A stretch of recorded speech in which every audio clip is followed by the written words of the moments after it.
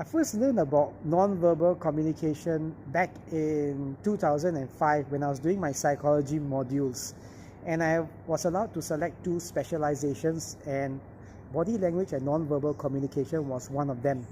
And over the years, I've used it in my counseling practice, my coaching practice, my training practice, and also to teach others on how they can actually improve their lives by actually making use of non-verbal communication in communicating with people to help themselves to feel more confident and even to help themselves feel more energetic and vibrant when on days where they're feeling down. It can help you in various ways. A lot of people underestimate the power of non-verbal communication, but did you know that non-verbal gestures make up 93% of our communication power? That means only 7% are from our words, what we say, but majority of it is how we look and how we come across by our non-verbal gestures, the way we stand, the way we move our hands, the way we sit, and of course the way we look as well, how we dress. So non-verbal communication takes up majority of how people view us. That's the reason why sometimes you might be having an enjoyable conversation with somebody, but yet after that conversation ends, when you leave, you think to yourself, hey, this person, something is not right about this person. What he says, he or she says is beautiful, but then the body language might be saying something else. You might not be aware of what the body language exactly is about, but you feel like something is amiss between their words and their action. It doesn't tally. So that's how we as non-verbal analysts, we can actually tell if someone's might not be telling the truth, might be trying to force their way into something, or might be naturally honest and outright. So can this be used in dishonest ways? For example, someone who has committed a crime, can they force their body language to be honest and truthful gestures? Yes, you can. For example, like maybe when they're speaking, they know open palm gesture, meaning when you speak, you have your open palms and you're not hiding your hands somewhere. It shows honesty. So they can do that. They can say, oh, I'm this is what happens. Eye contact, they can practice it in front of the mirror. So they can do it. But there's always a but. There's only so much that they can control. So you realize when you speak, naturally, if I were to ask everyone, all of you now, you just speak to your friend, if you have a friend next to you, or just speak to the camera.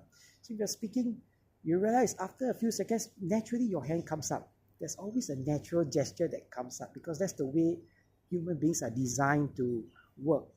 We are speaking non-verbally. That's why body language transcends all cultural barriers. Like you see, even if you go to Africa, you go to China, you go to any country, whenever a goal is scored or somebody wins, raise up your hands. Yes! So like a universal language. When someone did something, they will just, yes, they don't know why.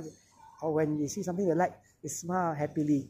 It's like a natural reaction to our environment or whatever that we experience.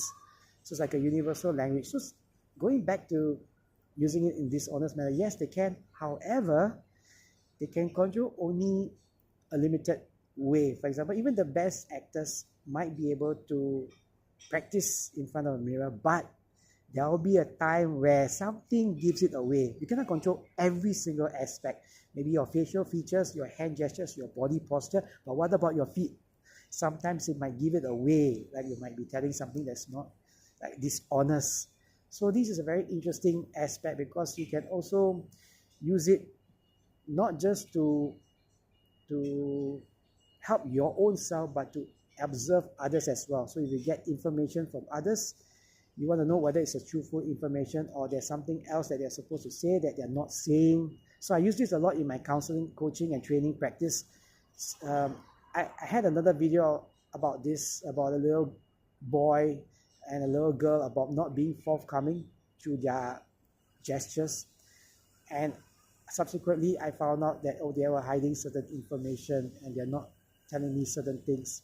So it can help you to really make sure that you go about finding out things maybe the truthful manner. You want the truth, but you're not getting the truth.